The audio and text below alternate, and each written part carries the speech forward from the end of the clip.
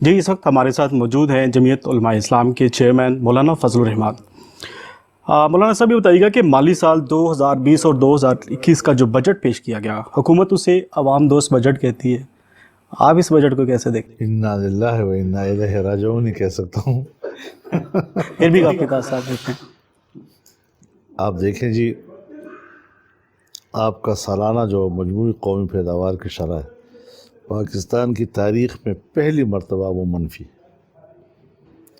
Budget پیش کیے جاتے ہیں، ہر سال اس کا حجم بڑھتا ہے، پہلی مرتبہ نئے سال کا حجم کم ہو گیا ہے۔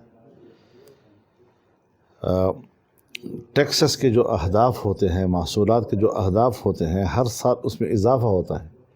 پہلی مرتبہ پاکستان کی تاریخ میں اہداف کم دکھائے گئے ہیں جی۔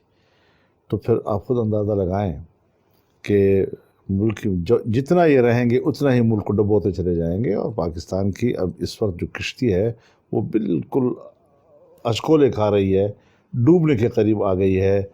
خدا را اس پاکستان کو بچائیں، یہ ہمارا ملک ہے، یہ ہمارا گھر ہے۔ لگے یاد یہ بھی بتائیے کہ صحت کا جو بجٹ ہے، آپ کتنے اس سے متفق ہیں کہ انہوں نے جو سیٹ کیا ہے بجٹ، اس وبا جو کرونا وائرس ہے اس میں تو زیادہ بجٹ ہونا چاہیے تھا تاکہ صحت کے جو معاملات ہیں زیادہ احسن طریقے سے نپٹائے جائیں۔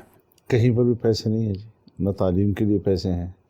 اور پھر آپ دیکھیں جی کہ آپ کا جو بجٹ کا جو خسارہ ہے وہ پاکستان کی تاریخ میں پہلی مرتبہ 34 اور 35 کھرب کے درمیان آ گیا ہے جی۔ یہ کہاں سے آپ پورا کریں گے؟ تو بجٹ تو ایک خیالی چیز ہو گئی نا، لہذا کوئی بجٹ نہیں ہے آپ کے ملک کا جی، ایسی ایک نمائش کی ہے اور کچھ بھی اس کے اندر نہیں ہے جی۔ کون آپ کو اتنا پیسہ دے گا اور آپ کی معیشت پہ اعتماد کرے گا کہ کل آپ یہ قرض ان کو واپس کر سکیں گے جی؟ تو ہماری معیشت اس قابل نہیں ہے۔ ہم نے بجٹ سن لیا ہے اور بس اس سے زیادہ آگے کچھ بھی مت پوچھیے جی، کچھ نہیں ہے جی۔ اگر آپ گورنمنٹ کا حصہ ہوتے تو اس وقت وبائی امراض ہے جس سے حکومت نمٹ رہی ہے، اچھا نمٹ رہی ہے، برا نمٹ رہی ہے، آپ کی کیا حکمت عملی ہوتی ہے؟ آپ کس سے کیسے نمٹتے ہیں؟ خدا ہمیں ایسی حکومت کا حصہ نہ بنائے، اس اگر کا امکان نہیں ہے۔ لیکن بنیادی چیز یہ ہے کہ ہم نے تو اصولی اختلافات کیے، ہم نے الیکشن پہ اعتراض کیا، ہم نے نتائج پہ اعتراض کیا، جو ذمہ وار تھے ہم نے ان کے بارے میں کھل کر شکایت کی، یہ ساری چیزیں ہوئی۔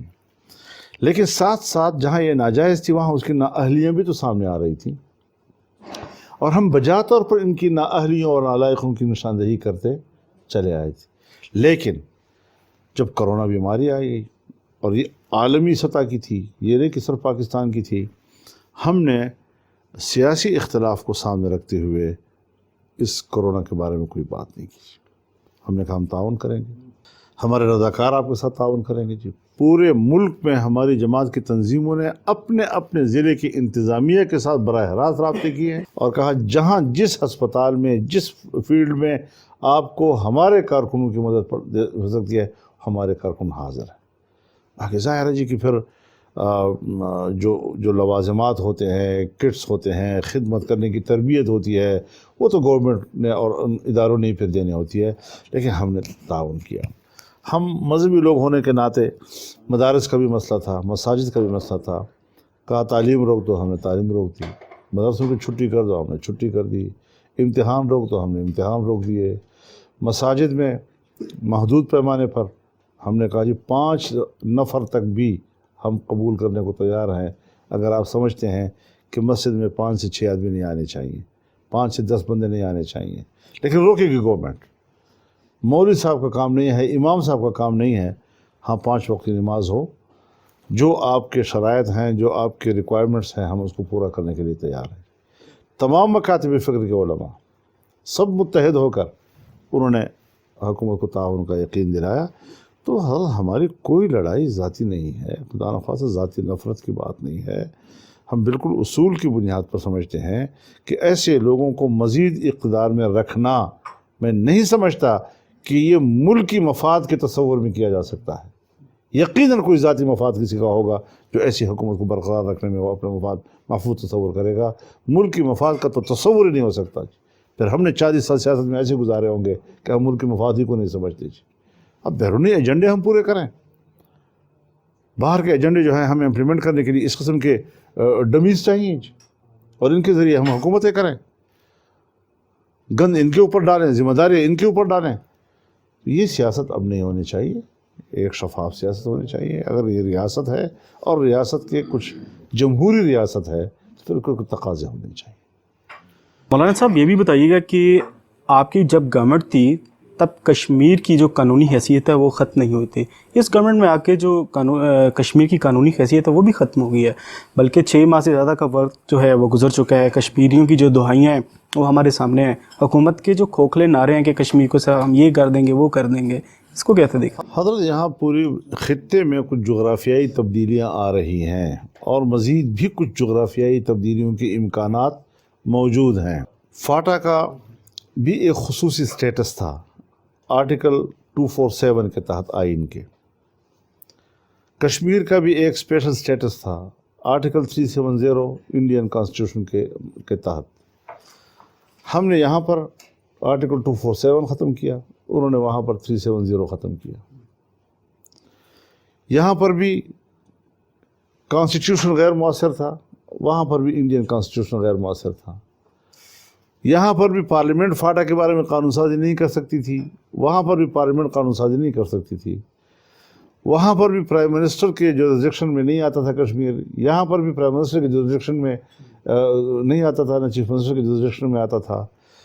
وہاں پر بھی صدر جمہوریہ جو ہے وہ براہ راست وزیر اعلیٰ کے وساطت سے وہاں قانون سازی کرتا تھا. یہاں پر بھی صدر مملکت گورنر کی وساطت سے فاٹا میں کرتا تھا. کشمیر کے حوالے سے سلامتی کونسل کے 1949 کی قراردادیں اس میں انوالو تھیں. یہاں پر 1892-93 کے جو معاہدات اس زمانے کے تھے وہ انوالو تھے جی. تو یہ برابر کی پوزیشن تھی. یہاں پر بھی 10-15 سال آپریشن کیے گئے. قبائل پر جو گزری وہ بھی انسانی حقوق کا ایک تاریخ کا حصہ ہے. کشمیریوں پر جو وہاں گزر رہی ہے وہاں کی انسانی حقوق بھی تاریخ کا کوئی حصہ ہے.